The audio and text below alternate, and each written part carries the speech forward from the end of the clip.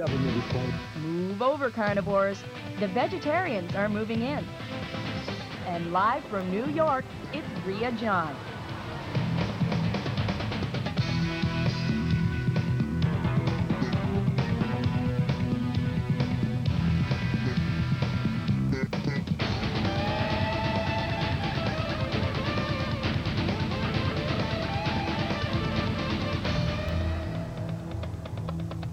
Hi and welcome to YTV News. Merritt is off again this week, but he will be back in time for our next show.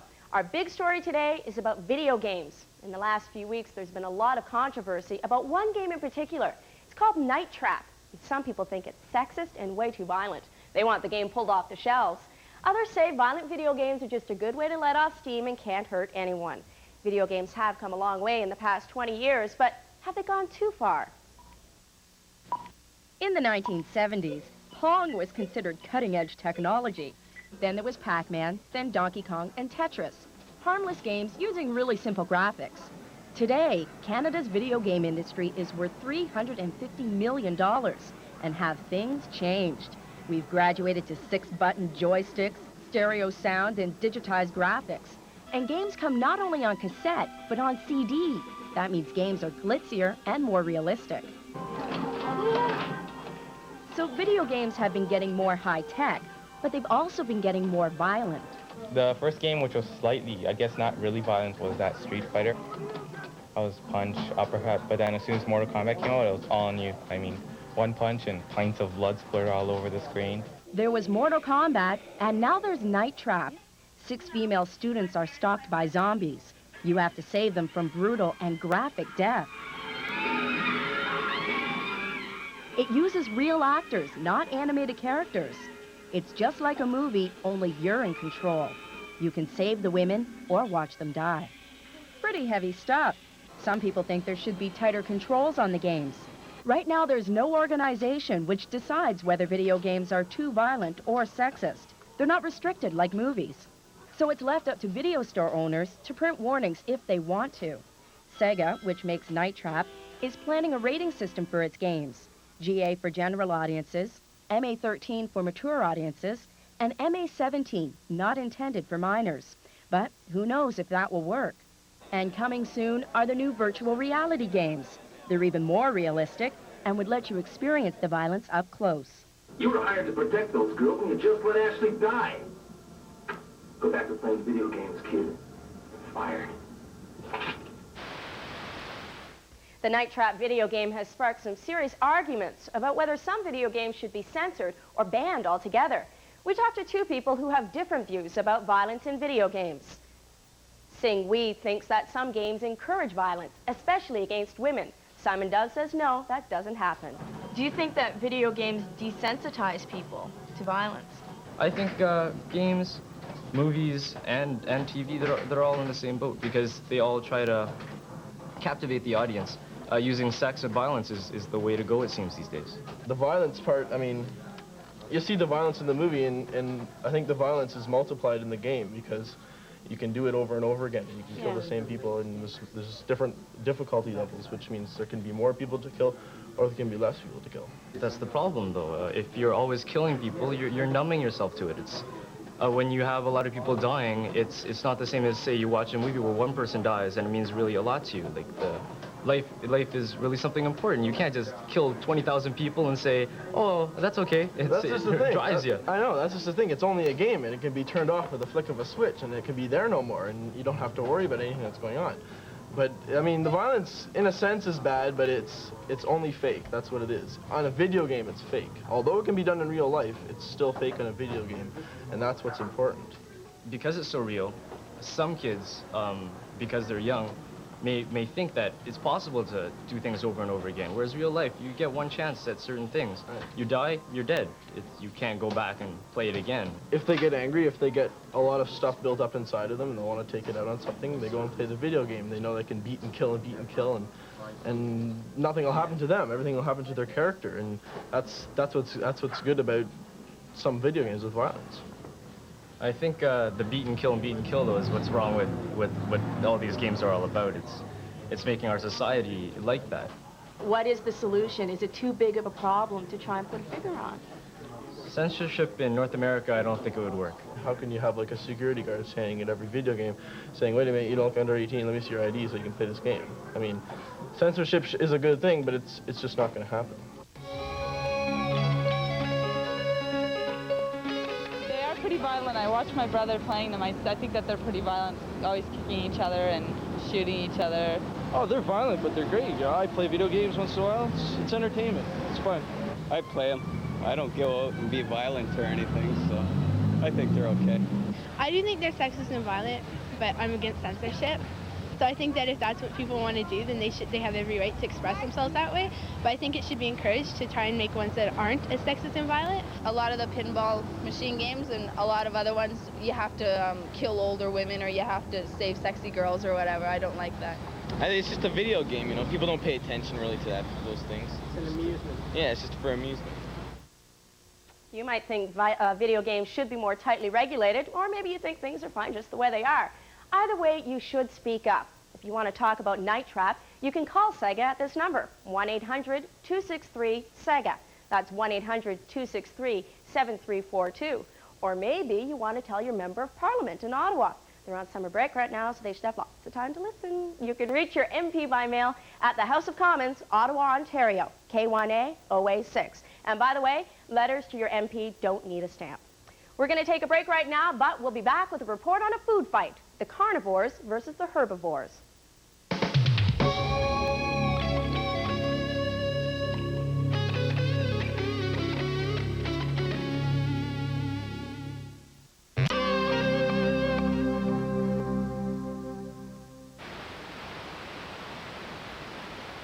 I'm Brendan, that's Noah, and that's Mark. Say hi, Mark. Welcome to our sandbox. Welcome to our sandbox. We play in a band called Head. Today we're going to talk about sandboxes and how people think that because you play in a rock band, you make money. It's totally untrue. Noah, how much money do we make usually? Mark? Actually, less than nothing, because we owe. How much do we owe our lawyer? I can't even count that high. You don't know. That's why he's our lawyer and I'm not. Never mind our lawyer, how much do we owe our management fee? Well, we could ask them, but I don't think they can count that high. You see, money comes in, but it seems to go in different directions. And I'm running out of things to say. Well, Sandbox. so the point being here is you can go to your local record store and buy our CD, which will help us get us further out of debt, so we can finally start making nothing, as opposed to making less than The album's called Fireman, and it would be nice if we could get some new clothes. Yeah.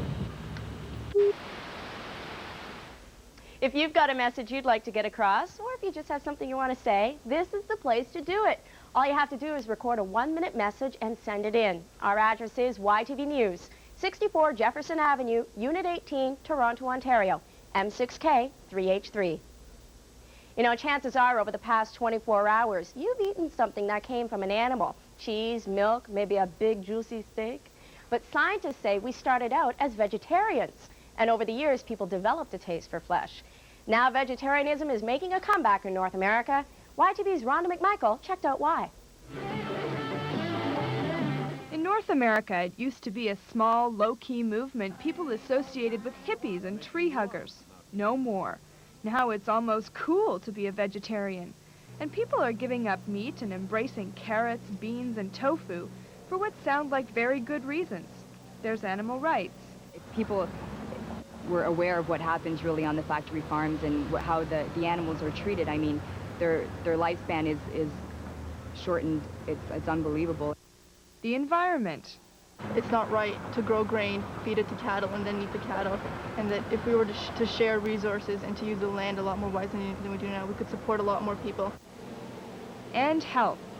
We're not meant to eat animal flesh, and it's being demonstrated by the amount of degenerative diseases in this society. Not everyone agrees, but vegetarian products seem to be popping up everywhere. These days, you don't have to go to a health food store if you're a vegetarian. You can grab a veggie dog at a hot dog cart, and grocery stores carry everything from tofu scrambler to tofu ice cream. And vegetarianism is getting a big boost from celebrities. Madonna's a vegetarian, and so is Michael Jackson. It's veggie meals only on Paul McCartney's tour. And K.D. Lang got Alberta beef farmers in an uproar when she called cows friends and not food. But some people still look at a cow with desire. I like vegetables. I got nothing against vegetables, but I love meat, you know. I think it's natural for people to be carnivores. It's just, I don't know, that's the way it's always been, and I don't think it'll ever change. Actually, it might be more natural for people to be vegetarians.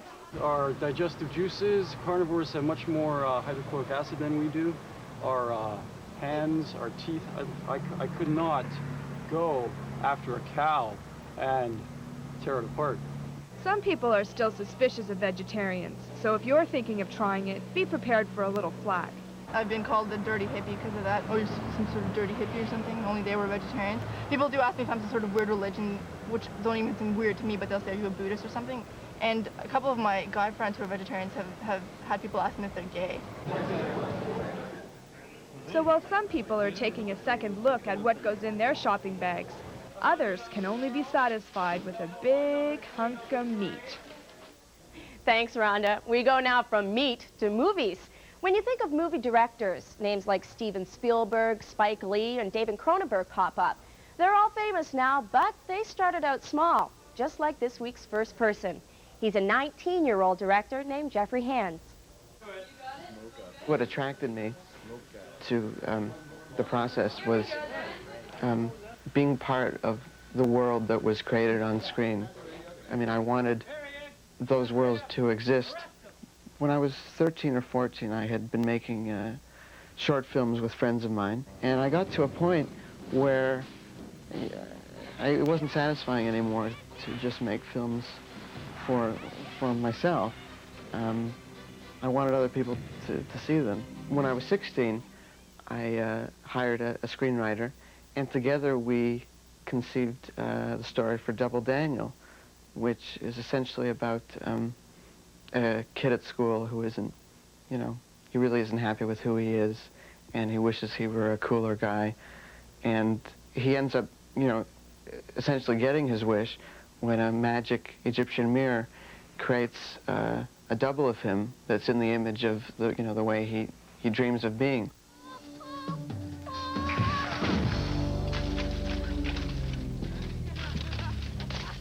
It was about feelings that that I had about, you know, feeling like you don't belong.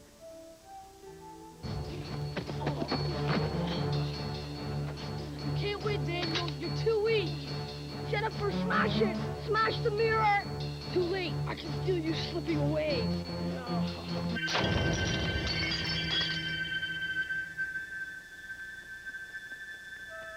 This allowed me a chance to do the kind of, you know, film and TV parodies that I had grown up watching on SCTV and Saturday Night Live. Biff, you are so sad. I know you had no intention of eating that burger, don't you? How many times have I told you about your diet? After all these years, you're still trying to fool me? Don't be putting that food in my closet. Son, you misplaced your girlfriend? What's the good one? Talking about. Oh. Ooh, wait.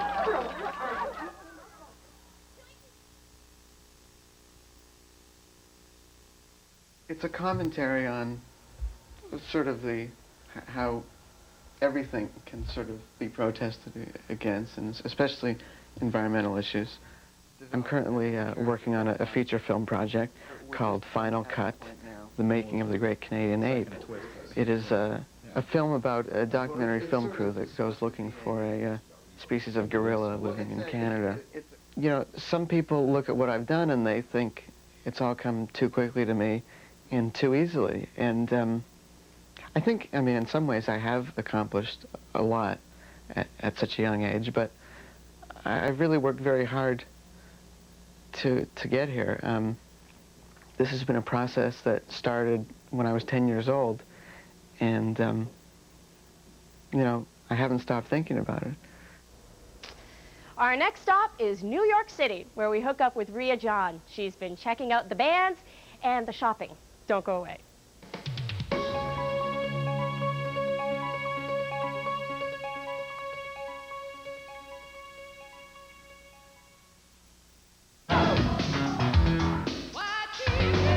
Check it out.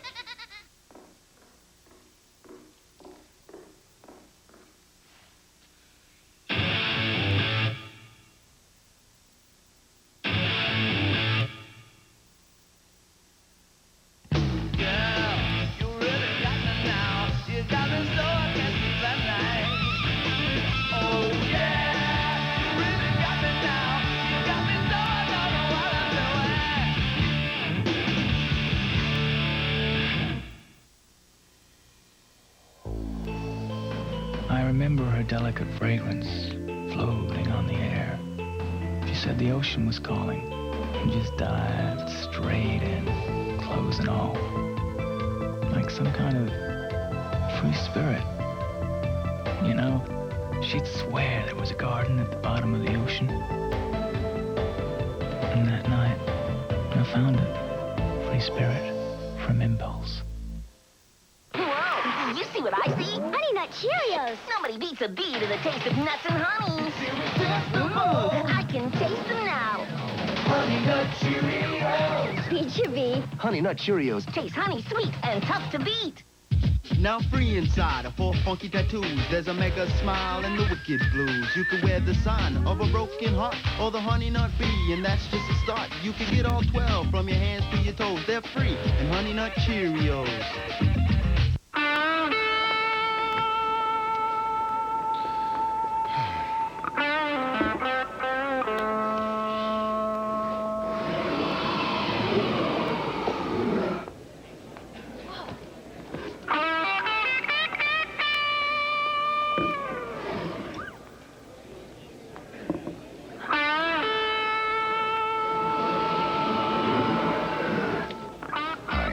Just doesn't taste the same without it.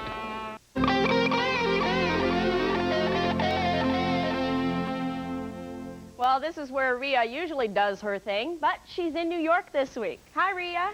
Hi, Janice. So you've been down there all week. What's it been like? Janice, New York has been a total blast. I mean, getting into the attitude and the beat of this city, it's so different from anywhere else.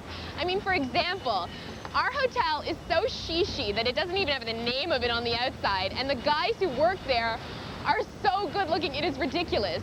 Apparently, they have casting calls when they're hiring, and all of these guys look like they belong on the cover of GQ.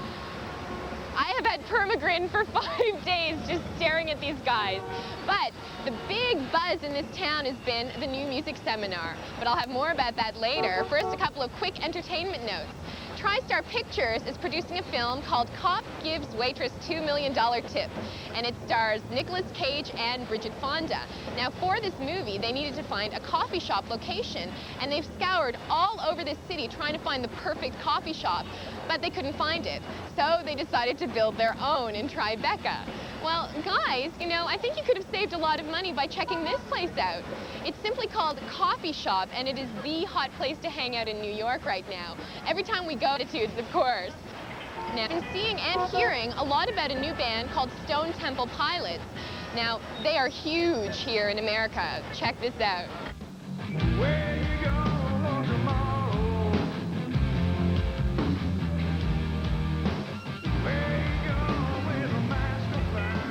And those guys are going to be huge in Canada.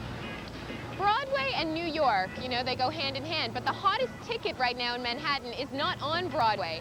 Blue Man Group is the name of a performance art troupe who just do these crazy things like throw blue paint to the audience and make jello casings of people's heads. Now, they are so hot that they kicked off the new music seminar at the Palladium on Tuesday night.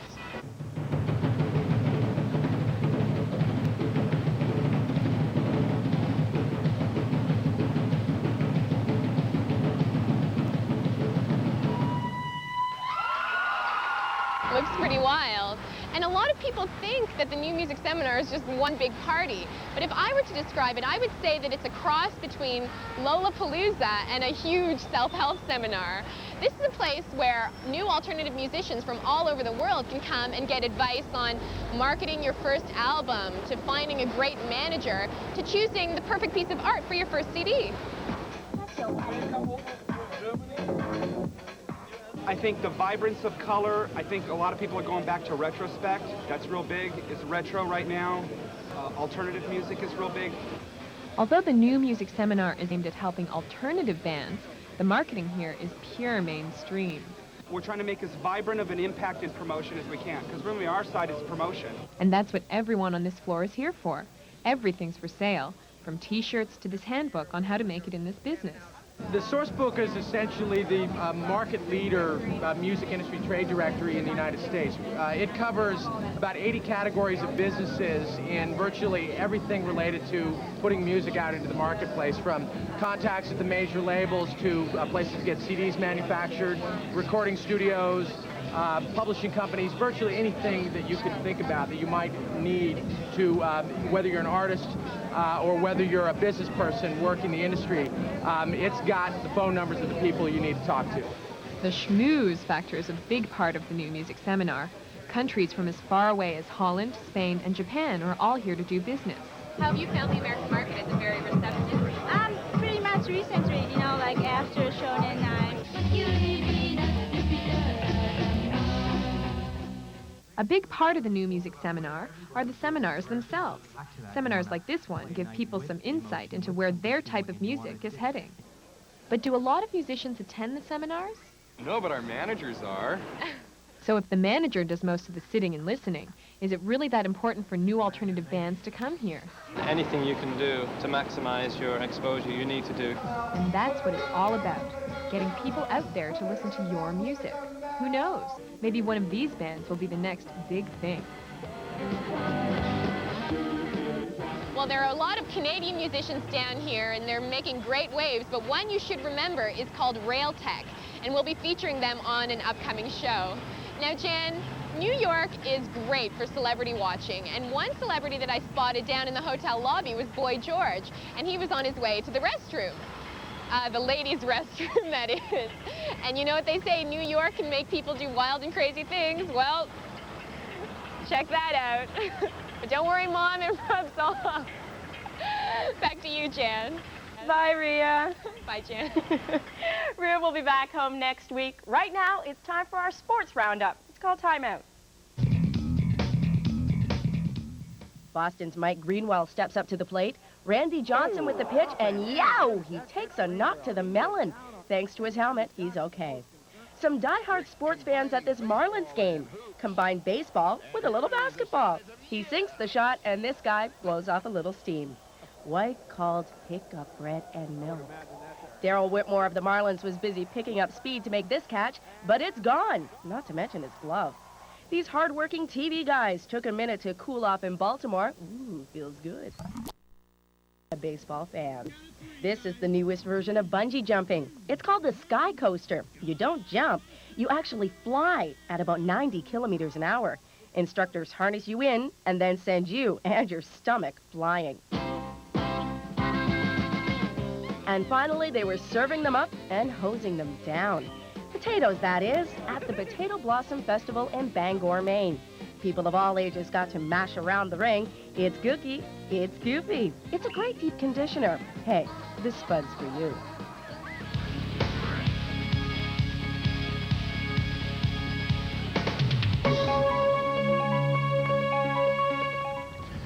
Anin, that means hello in Eastern Ojibwe. It's one of the few Anishinaabe words that I know, because I don't speak my own language. Not speaking my own language is one of the most frustrating aspects of my life. Anishinaabe is a really happy language. Everyone is always laughing and smiling when they speak. But suddenly, I'm excluded from my own people. When I hear my own beautiful sounding language, the basis of all our thoughts and ideas and communications, all I feel is bitterness. My grandparents didn't teach my father to speak for a number of reasons. They were discriminated against for their accent, and they were actively prevented from speaking Indian in school. And maybe it was just easier to be talking in the language of dominant society. I don't blame anyone in particular for this. It's simply one reality of colonialism. I speak more French than I do Anishinaabe. Today, some native kids are taught their own language in school, and that's amazing, but it's not enough. If we continue as we are, in 10 years, many of the original languages of this country will be gone. We can bitch about the necessity for constitutional language protection, but ultimately the solution is that people like me have to sit down and learn our language. And people that speak have to teach and speak it on a constant basis. It's not going to be easy, but survival never has been. For YTV, I'm Duncan, Jimmy Gwitch. Thanks, Duncan. That's all for this week, but just a reminder that Merritt will be back next week. We'll see you then. Have a great week.